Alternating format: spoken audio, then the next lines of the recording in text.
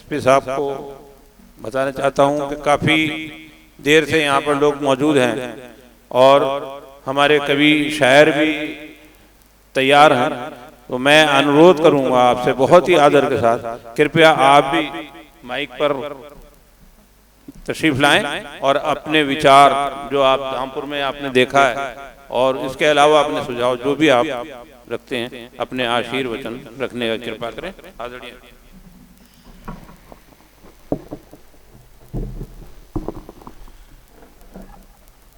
आज के इस होली मिलन के कार्यक्रम में नगर कल्याण समिति के सभी सम्मानित सदस्य, धामपुर कस्बे के सभी सम्मानित नागरिकगण, पत्रकार बंधुओं,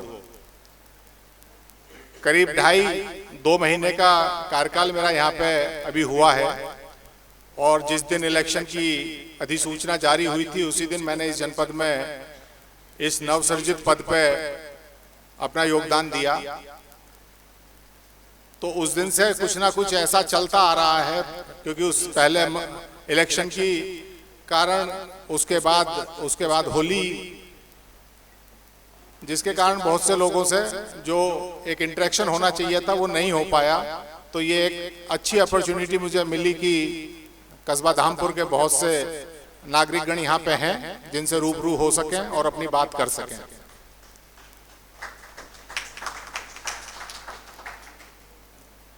जैसा अभी हालांकि पहले बोल चुके थे, लेकिन थोड़ा सा मैंने पकड़ लिया जो ये बोल रहे थे।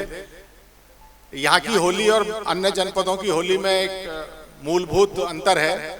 यहाँ होली के जुलूस निकलते हैं और होली मेरे ख्याल में एकादशी से लेके और दुल्हनडी तक लगातार कहीं ना कहीं इसके आयोजन होते हैं। छोटे बड़े स्वरूप में जुलूस निकलते हैं और जब भी जुलूस निकलते हैं, जुलूस में जो होलियारे होते हैं उनका जो अल्हड़पन होता है, सामान्य रूप से लोग कभी कभी उसे हुड़दंगी भी कहते हैं, वो हुड़दंगी नहीं होते, उनका अल्हड़पन होता है।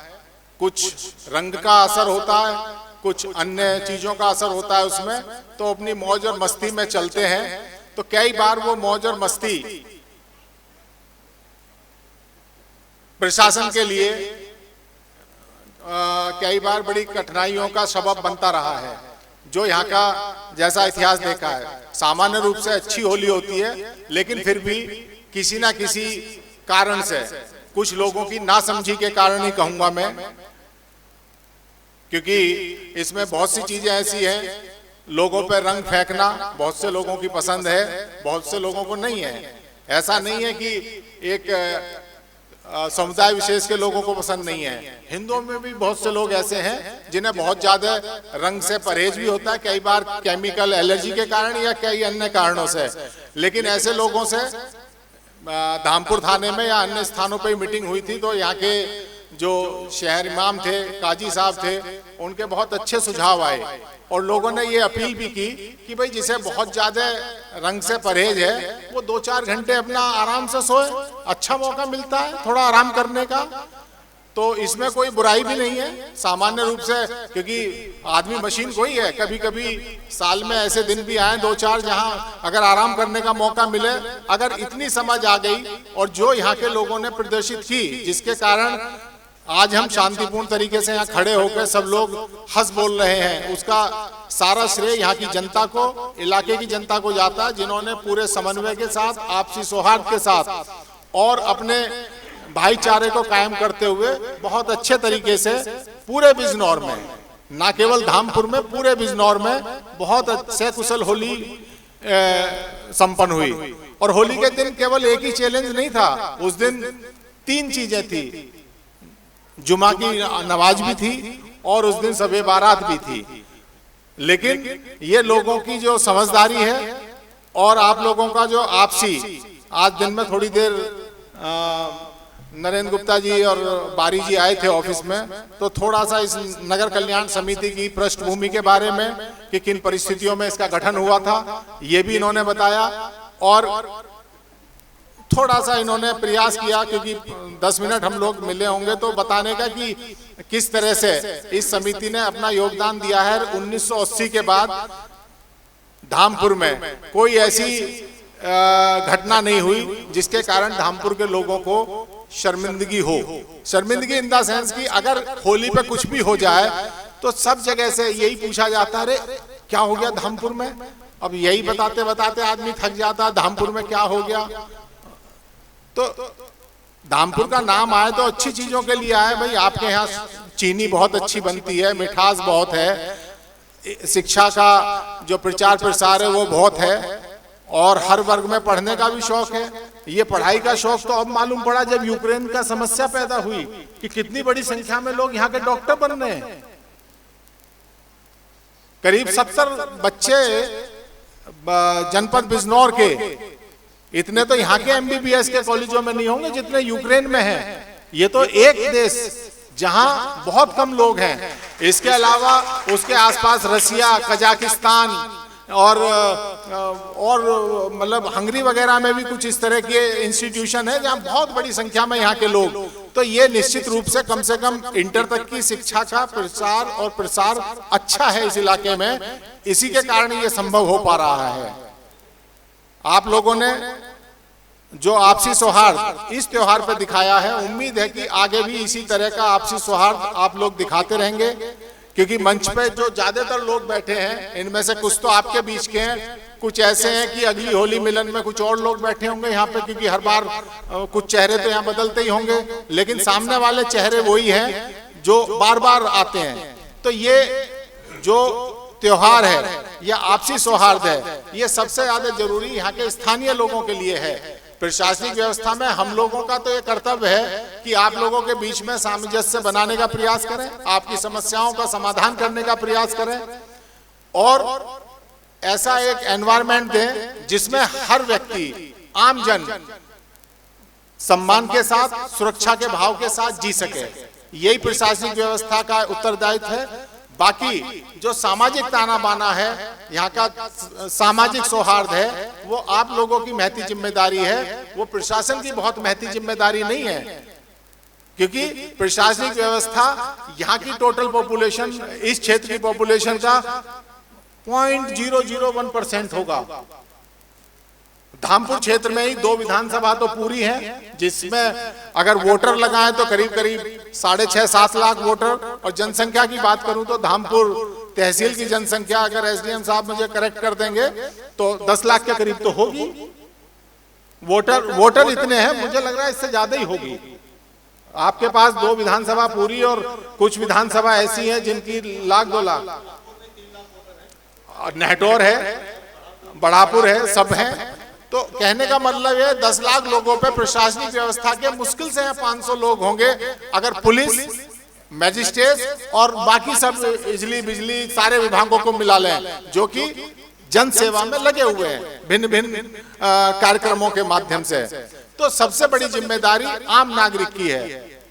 पुलिस ऑफिसर के रूप में हमारी जिम्मेदारी कुछ ज्यादा हो जाती है, कानून व्यवस्था को सबल बनाने के लिए, अपराध पर नियंत्रण करने के लिए, क्योंकि बार बार मैं जब भी जन समूह मिलता तो आपराधिक, यद्यपि मेरा अनुभव ये है, हो सकता है टचवुड अभी सही निकले, कि आपराधिक रूप से ये क्षेत्र इतना संवेदनशील नहीं है जितना आपके आसपास के जनपद हैं।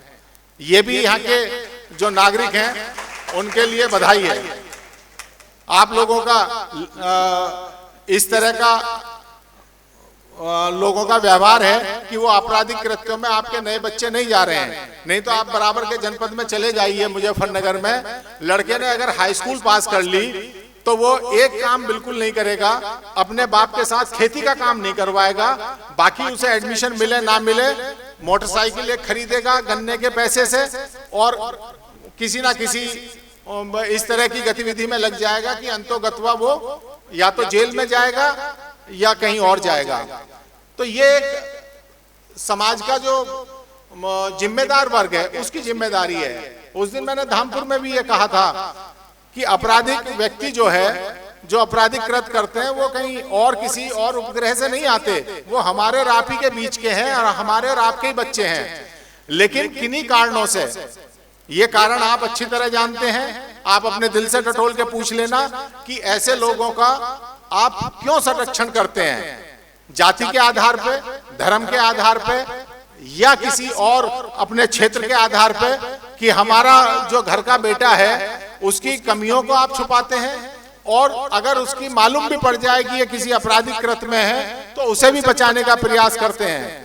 तो कृपया करके ऐसे लोगों को एक्सपोज करिए, क्योंकि आपराधिक व्यक्ति के साथ सबसे बड़ी समस्या ये है, आपको बहुत अच्छा लग रहा है जब तक वो दूसरी जगह कर रहा है, लेकिन जब उसकी दूसरी जगह के अपराध बंद हो जाएंगे तो आप ही उसके पहले वो विक्टिम होंगे, पीड़ित आपको भी बनाएगा वो। ऐसा नहीं है कि आपको छोड़ देगा, क्योंकि उसकी आदतें खराब हो चुकी हैं। तो मैं आह्वान कर रहा हूं आप सब लोगों से कि अगर आपके आसपास किसी भी व्यक्ति की गतिविधियां आपको संदिग्ध लगती हैं या ऐसा प्रतीत होता है कि वो किसी आपराधिक कृत्य में लिप्त है, कृपया करके सार्वजनिक रूप से, गोपनीय रूप से, जिस तरह से भी आप पुलिस को सूचना देना चाहें, जिस स्तर पर देना चाहें, आप दीजिएगा, और इससे समाज की आप मदद करेंगे, इससे किसी और की मदद नहीं करेंगे। दूसरा एक विषय मेरा और है, सामान्य रूप से वो लॉ एंड ऑर्डर से जुड़ा हुआ है, क्योंकि उससे भी आम नागरिक कहीं ना कहीं आहत होता है। अगर कहीं कोई घटना, दुर्घटना हो जाती है तो पुलिस के एक्शन को देख के कोई भी अपनी प्रतिक्रिया दें। कई बार ये होता है बिना किसी बात के लोग जाम लगाने पर उतारू हो जाते हैं, जाम लगा देते हैं। भाई जाम लगाने से किस पे प्रभाव पड़ता है? पुलिस पे तो कोई प्रभाव नहीं पड़ रहा, वो तो कहीं जाने नहीं, कोतवाल कहाँ जा रहे हैं, वो जाके वहीं खड़े हो जाएंगे, सीओ साहब, एसडीएम साहब भी जाके खड़े हो जाएंगे। उससे प्रभावित होते हैं आप, उससे प्रभावित होता है वहां से निकलने वाला आम नागरिक। हो सकता है कोई एग्जाम देने जा रहा हो सकता है कोई बीमारी में जा रहा हो सकता है किसी अन्य महत्वपूर्ण कार्य से जा रहा हो, और आपको ये मालूम पड़े कि आप जाम में फंस गए, और जाम भी बिना किसी बात के, किसी ऐसी घटना को लेकर, क्योंकि आजकल एक प्रथा चल गई है कोई भी घटना होने पे कि साहब अपराधी को मौके पर लाइए, फांसी दीजिए।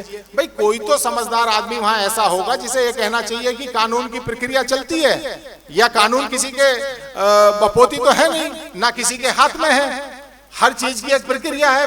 या तो प्रक्रिया आप समझना नहीं चाहते, वहां के लोगों को समझाना नहीं चाहते, या उस जाम का हिस्सा बनना चाहते हैं। तो कृपया करके ये समाज के जो प्रबुद्ध वर्ग है, ये उसकी जिम्मेदारी है कि वो ऐसे मौकों पे सामने आए। केवल घर में बैठने से कोई काम नहीं चलता। इसलिए जब आम जन की सामाजिक जो भूमिका है वो सक्रिय हो जाएगी, सकारात्मक हो जाएगी, आप एक अद्भुत परिवर्तन देखेंगे पूरी सामाजिक व्यवस्था में। और उसके बाद प्रशासनिक व्यवस्था को बदलना उसकी मजबूरी है, वो अपने आप अच्छा काम करेंगे। ये भी जब ही गड़बड़ करते हैं जब आप लोग गड़बड़ कराने के लिए इन्हें उत्प्रेरित करते हैं, अदरवाइज ऐसा नहीं है कि ये गलत अपने आप कर रहे हैं। इसके लिए कहीं ना कहीं आप लोग ही दोषी हैं, समाज दोषी है। तो कृपया करके अपनी अंतरात्मा में झांकें और एक अच्छे और स्वस्थ समाज की कल्पना हम सब करते हैं, उसको आत्मसात करें, जीने का प्रयास करें। जैसा बारी साहब ने कहा, कुछ कवि और शायर भी बैठे हैं, क्योंकि ये समय ऐसा होने लगा, वो भी कुलबुलाने लगे होंगे। वैसे भी समय ज्यादा हो रहा है। मैं बहुत आभारी हूं नगर कल्याण समिति का, उन्होंने पुलिस और प्रशासनिक अधिकारियों को यहाँ बुलाया, आप लोगों से रूबरू होने का मौका दिया, और भविष्य में भी आप इसी तरह के सफल आयोजन और अपनी महती भूमिका इस संस्था के माध्यम से, या जिन लोगों को इस संस्था में मौका नहीं मिल रहा है, क्योंकि किसी भी संस्था की मेंबरशिप लिमिटेड होती है। अब नरेंद्र जी आप सबको तो रखोगे नहीं, लिमिटेड लोगों को रखोगे। तो जो लोग बाहर से अपनी भूमिका निभा सकते हैं वो बाहर से निभाएं और अपना सक्रिय योगदान दें। तो बहुत अच्छा, एक अच्छे जिस समाज की परिकल्पना हम करते हैं उस समाज को बनाने में हम सब लोग बड़े सफल होंगे। इन्हीं बातों के साथ मैं अपनी वाणी को विराम देता हूं। धन्यवाद। जय हिंद।